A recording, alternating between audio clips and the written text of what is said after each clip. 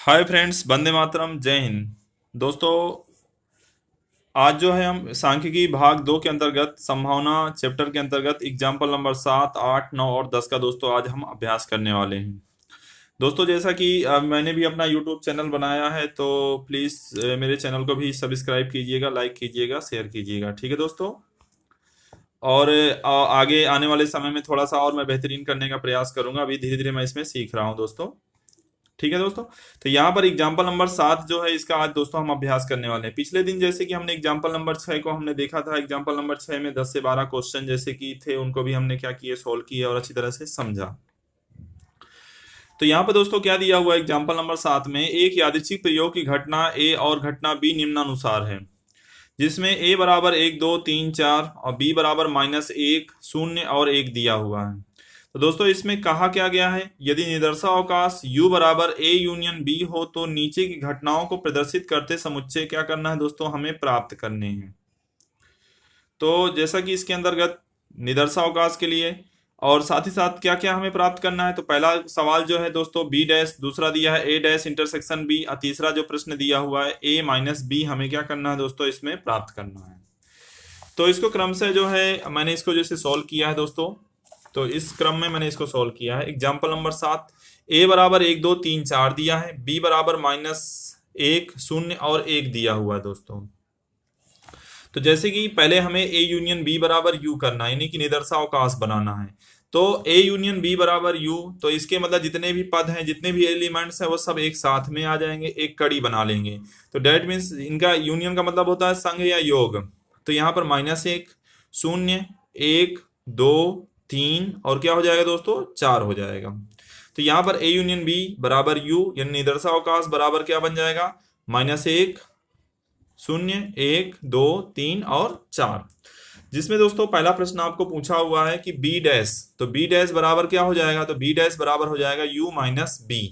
Dash का मतलब क्या होता है, जैसे कि अब यहाँ पर A dash, B dash, C dash ऐसा दिया हो, तो बी डैश का मतलब ये हो गया कि कोई घटना बी ना बनने की संभावना क्या होगी दोस्तों। तो बी डैश बराबर हो जाएगा यू माइनस बी। तो यू बराबर की जितने भी एलिमेंट्स यू में हैं वो हमें लिख देने हैं। तो यहाँ पर देख पा रहे हैं -1, 0, 1, 2, 3 और 4। माइनस बी, बी बराबर कितना दोस्तों, -1, 0 और 1 दिया हुआ है। तो इसमें से जो एक जैसा है उसको घटा देना, मतलब हटा देना, माइनस कर देना। तो -1 कट गया, 0 कट गया, 1 कट गया। तो यहाँ पर दोस्तों क्या आ जाएगा, 2, 3, 4, यानी कि आपको घटना बी ना बनने की संभावना कितनी होगी, 2, 3 और 4 होगी। इसी क्रम में आगे बढ़ते हैं। क्या दिया हुआ दोस्तों, ए डैश इंटरसेक्शन बी हमें क्वालिफाई करना है। तो ए डैश इंटरसेक्शन बी का मतलब होता है कि घटना ए ना बने, परंतु कौन सी घटना बने, घटना बी बने। तो जो घटना बने, पहले तो जैसे यहाँ पर इसको इसी संकेत में, जैसे ये संकेत दिया हुआ है, तो इसका दूसरा संकेत क्या बनेगा, बी माइनस ए हो जाएगा। बी माइनस ए बराबर B minus A intersection B होगा, जहां पर अब इसको भी हमें क्वालिफाई करना है कि ए इंटरसेक्शन बी कहाँ से आएगा, वो भी हम क्वालिफाई कर लेते हैं। तो एक बात फिर से इसको दोस्तों देखते हैं, ए डैश इंटरसेक्शन बी मतलब घटना ए ना घटे परंतु घटना बी घटे, इसलिए बी माइनस ए करेंगे।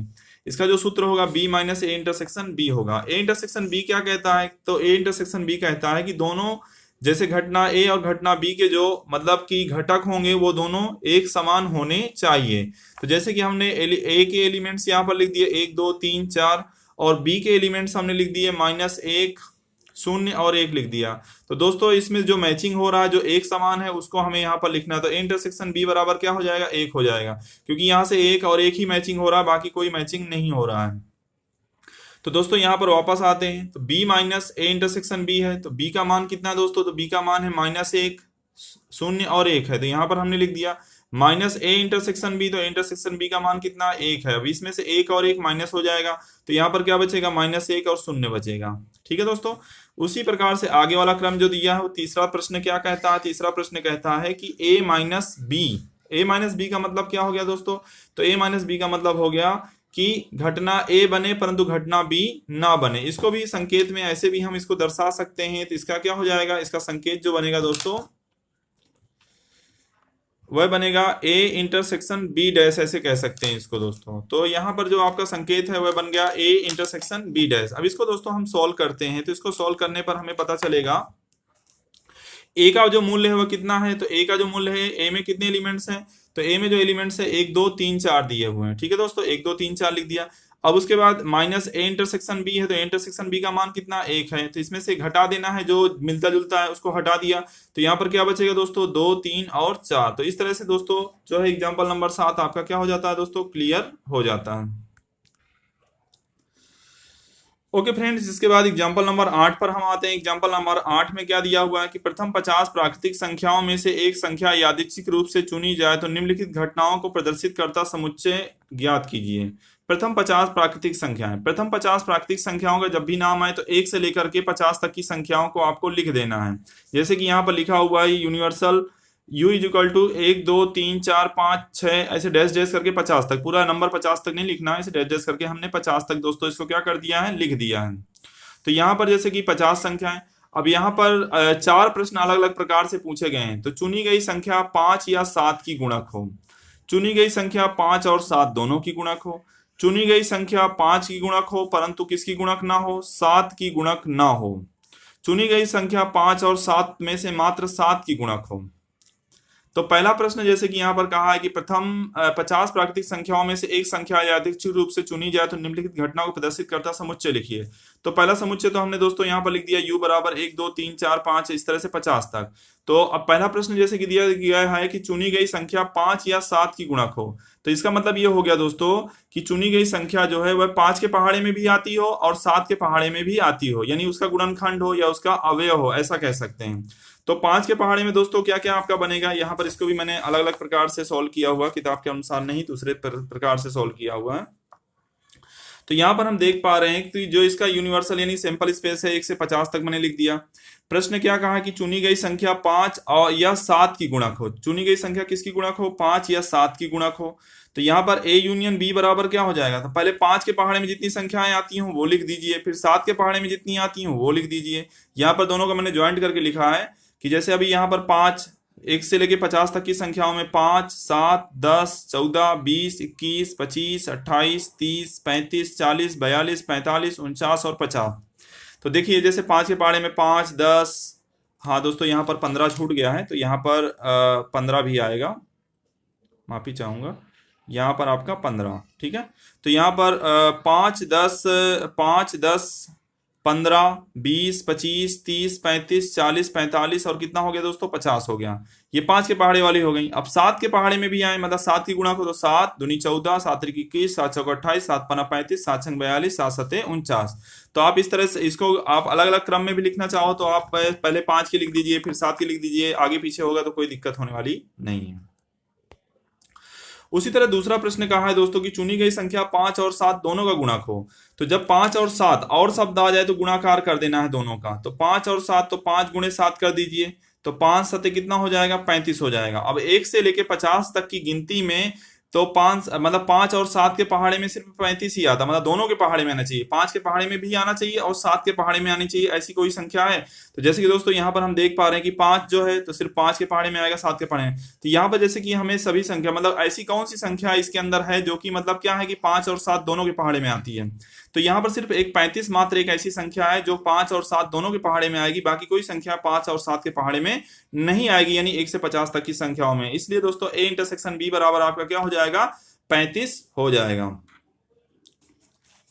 अगला प्रश्न क्या कहा है कि चुनी गई संख्या 5 की गुणक हो परंतु 7 की गुणक ना हो, यानी कि चुनी गई जो संख्या है वह 5 के पहाड़े में आती हो परंतु 7 के पहाड़े में ना आती हो। तो 5 के पहाड़े में आती हो, चलिए गिनती मारते हैं, 5 10 15 20 25 30 40 45 और 50। तो यहाँ पर एक संख्या छूट रही है 35।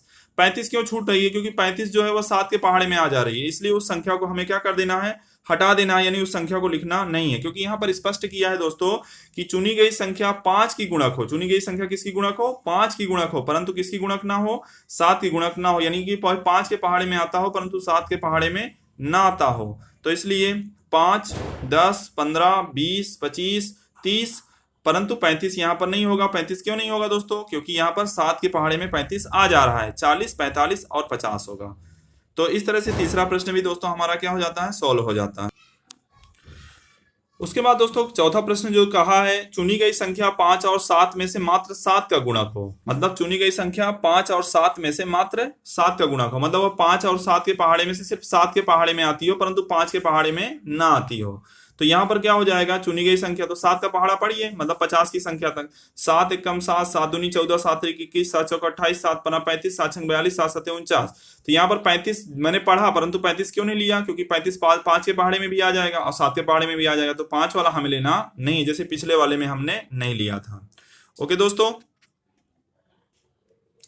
चलिए दोस्तों इसके बाद एग्जाम्पल नंबर 9 का भी हम अभ्यास कर लेते हैं साथ ही साथ। ठीक है, इसके बाद एग्जाम्पल नंबर 10 और स्वाध्याय 1.1 का अभ्यास नेक्स्ट वीडियो में मैं आपको समझाऊंगा। आगे के प्रश्न जो है, एक यादृच्छिक प्रयोग की घटनाएं A1 तथा A2 निम्नानुसार परिभाषित हुई हैं। इस पर से योग घटना A1 यूनियन A2 एवं प्रतिच्छेदन घटना A1 इंटरसेक्शन A2 को प्रदर्शित करने वाला समुच्चय आपको ज्ञात करना है। पहले तो यूनियन और दूसरा इंटरसेक्शन हमें ज्ञात करना, प्रतिच्छेदन और ये संघटना।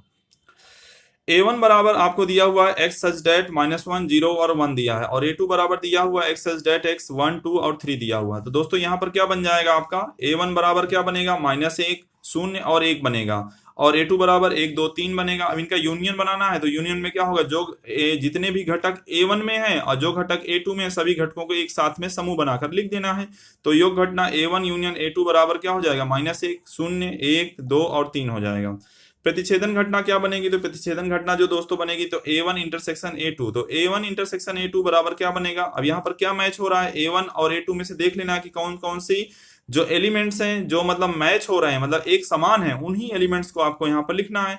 तो -1 यहाँ पर नहीं है, 0 भी यहाँ पर नहीं है, 1 है, केवल एक ही ऐसा है, एक जो है संख्या ऐसा एलिमेंट है जो कि दोनों में है, इसलिए यहाँ पर इसकी जो प्रतिच्छेदन घटना A1 इंटरसेक्शन A2 बनेगा वह कितना हो जाएगा दोस्तों, 1 हो जाएगा। तो दोस्तों उम्मीद करता हूं आज के जो मैंने क्वेश्चन आपको समझाए, example number 7, example number 8, example number 9 सभी को अच्छी तरह से समझ में आ गए होंगे। नेक्स्ट डे जो है एग्जाम्पल नंबर 10 और स्वाध्याय 1.1 की कुछ प्रश्नों का दोस्तों हम क्या करेंगे, अभ्यास करेंगे। ठीक है दोस्तों, वंदे मातरम, जय हिंद।